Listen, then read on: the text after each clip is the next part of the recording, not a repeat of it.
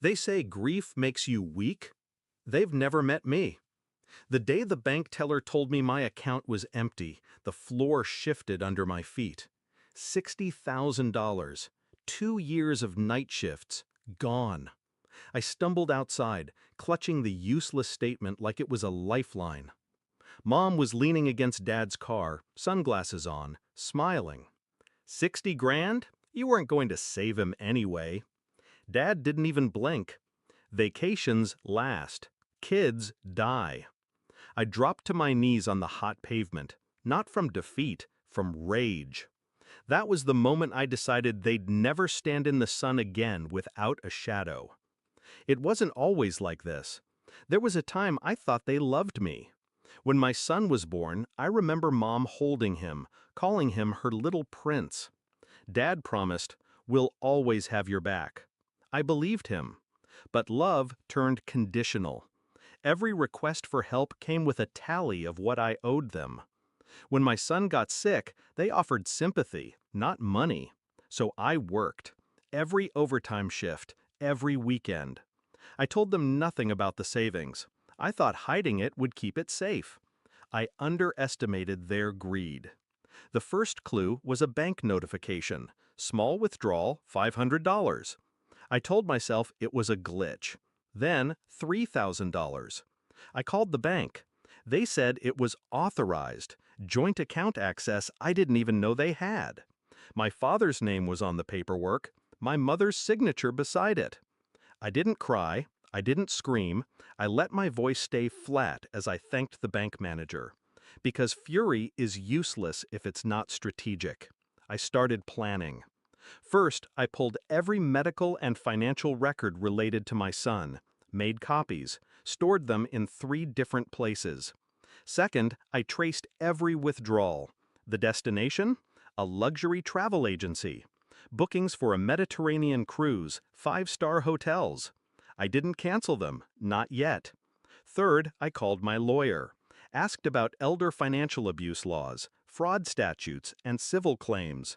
Turns out, draining funds meant for medical treatment can look very, very bad in court. Fourth, I played nice. I visited them. I smiled. I asked about their upcoming trip of a lifetime. I made sure to record everything. Mom bragging about the champagne suite. Dad joking about finally spending money on something fun. 3 weeks later, they boarded the cruise. I waited until they were in the middle of the ocean, no escape, before I moved. Step 1, froze their bank accounts, every last cent. The cruise line got an urgent fraud alert from their card issuer. Charges reversed. Their unlimited package downgraded to nothing. Step 2, forwarded my recordings, bank statements, and medical proof to the local news.